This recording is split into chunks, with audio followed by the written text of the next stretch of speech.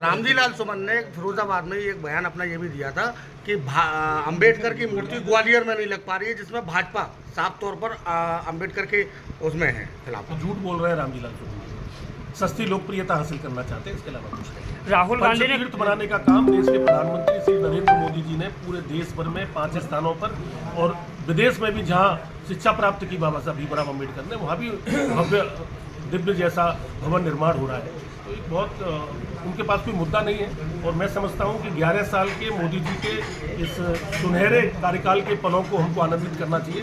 विरोधी पक्ष के लोग हैं। भारतीय जनगणना का भाजपा ही विरोध कर रही थी और भाजपा ने फिर उसमें सहमति प्रदान कर दी। भारतीय जनता पार्टी ने जाति जनगणना का कभी विरोध नहीं किया। भारतीय जनता पार्टी जाति की राजनीति न हो इसकी चिंता करती है। राष्ट्र के प्रति समर्पण हो, राष्ट्र की राजनीति हो, नीति धार्मिक हो। जाति के विषय में कभी भारतीय जनता पार्टी की सोच छोटी नहीं रही है। कांग्रेस पार्टी ने केवल राजनीति की, इतने लंबे समय से आज तक कांग्रेस पार्टी ने कभी भी किसी भी प्रकार का कोई भी कानून न किसानों के हित में बनाया, न व्यापारियों के हित में बनाया, न महिलाओं के हित में बनाया, न देश के लिए कोई अच्छा निर्णय है। आप कैसे देखते हैं? देखिए, पाकिस्तान तो कहता है कि नहीं कहता है, क्योंकि उसको हकीकत पता है कि भारत की शक्ति उसने देखी है।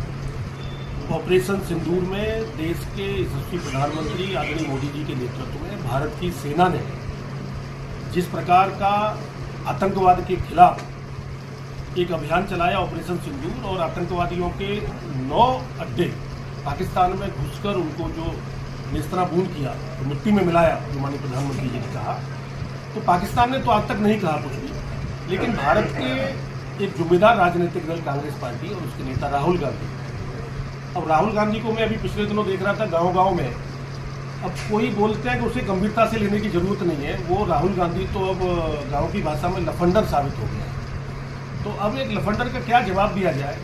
जो लोग पाकिस्तान की भाषा बोले, जो वहाँ के प्रधानमंत्री जिस भाषा को नहीं बोल रहे, वहाँ के रक्षा मंत्री जिस भाषा को नहीं बोल रहे पाकिस्तान के, वो राहुल गांधी बोल रहे। तो एक तरह से मैं तो कह रहा हूँ कि राष्ट्रद्रोह जैसा काम राहुल गांधी कर। अब भारत झुकने वाला थोड़ी है साहब। अब तो भारत की शक्ति को, भारत की सेना की शक्ति को, भारत के 140 करोड़ देशवासियों की शक्ति को मोदी जी के नेतृत्व में आज पूरी दुनिया देख रही है कि किस प्रकार भारत की शक्ति बढ़ी है। ऑपरेशन सिंदूर के द्वारा देखा। केंद्र सरकार से हम उत्तर प्रदेश में आते हैं। अभी जो कुंभ हुआ था उसमें बहुत सारे करोड़ों लोग आए थे, जिसमें मृतकों की संख्या 28 से 30 सरकार ने बताई थी। अखिलेश यादव कहते हैं इसमें मृतकों की संख्या बहुत ज़्यादा है, वो 100 के आसपास कहते हैं। बीबीसी ने एक खबर भी जारी की है जिसमें मृतकों की संख्या 90 से ज़्यादा बताई है। हालांकि ये सीधा प्रश्न आपसे नहीं है, पर लेकिन मृतकों की संख्या छुपाई क्यों जा रही है? देखिए, मेरा मानना ये है कि एक बहुत ही बड़ा पवित्र कार्य कुंभ का, महाकुंभ का इतिहास जैसे रचने जैसा होता है, वो उत्तर प्रदेश के मुख्यमंत्री योगी आदित्यनाथ जी, देश के प्रधानमंत्री मोदी जी के नेतृत्व में हुआ। पूरी दुनिया ने देखा कि करोड़ों करोड़ों करोड़ों लोग किस प्रकार से एक स्थान पर एक नदी में स्नान करते हैं कुंभ के माध्यम से, और उस पवित्रता के लेके 100 से अधिक देशों के लोग स्नान करके गए। अब अखिलेश जी का कितने मरे कितने नहीं मरे, इसमें इंटरेस्ट इतना क्यों है? अखिलेश यादव जी हमेशा नकारात्मक बातें करते हैं। आप इतिहास उठा के देख लिए, देश की आज़ादी से पहले भी जब कुंभ लगा, देश की आज़ादी के बाद, चाहे वो नेहरू का समय हो, चाहे इंदिरा जी का समय हो, चाहे नरसिम्हा राव का, जब जो समय भी कुंभ लगा है, कुंभ में छुटपुट घटनाएं हुई हैं। स्टेशनों पर भी लोग मृत्यु के काल में गए, लेकिन कभी किसी ने प्रश्न चिन्ह नहीं उठाया। एक बड़ा आयोजन था, उस पर तुरंत काबू पाया गया। हमारी सरकार ने, उत्तर प्रदेश की सरकार ने, हमारे अधिकारियों ने, हमारे कार्यकर्ताओं ने, संघ के स्वयंसेवकों ने मिलकर जुड़कर उस दुर्घटना का, जो दुर्घटना हुई, दुर्भाग्यपूर्ण दुर्घटना हुई, मैं समझता हूँ उसकी कोई संख्या पे जाने का, एक नकारात्मक चर्चा करना उचित नहीं है। महाकुंभ की महानता को देखना चाहिए कि एक महाकुंभ ये आश्चर्य है और गिनीज बुक में दर्ज हुआ है। एक मेरा सवाल है जो देश से जुड़ा हुआ है। हाई कोर्ट ने अभी प्रियंका गांधी के जो फॉर्म भरा था उस पर नोटिस जारी किया है कि उसमें गलतियां पाई गई हैं जो उन्होंने वायनाड से भरा था।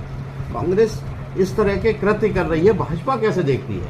देखिए, मैं यही कहूँगा, जिन्होंने आपातकाल दिया हो, जिन्होंने भारत को आपातकाल में इंदिरा जी के समय पर लोगों को जेलों में घुसा हो, लोकतंत्र की हत्या की हो, वो लोग कुछ भी कर सकते हैं। मामला क्योंकि न्यायिक प्रक्रिया में है तो उसके में ज़्यादा तब्दील नहीं। मेरा एक अंतिम सवाल है कि भारतीय जनता पार्टी का शीर्ष नेतृत्व और सारे सांसद प्रदेश के हर कोने में, देश के कोने में जाके 11 वर्षों की उपलब्धियां बता रहे हैं। वहीं मल्लिका अर्जुन खड़गे ने एक पीसी की है, उन्होंने 11 वर्षों की 33 कमियों को गिनाया है, जो अभी इस समय इतना समय नहीं है कि वो 33 आपको बताया जाए। देखिए, देश भर में एक उत्साह का माहौल है।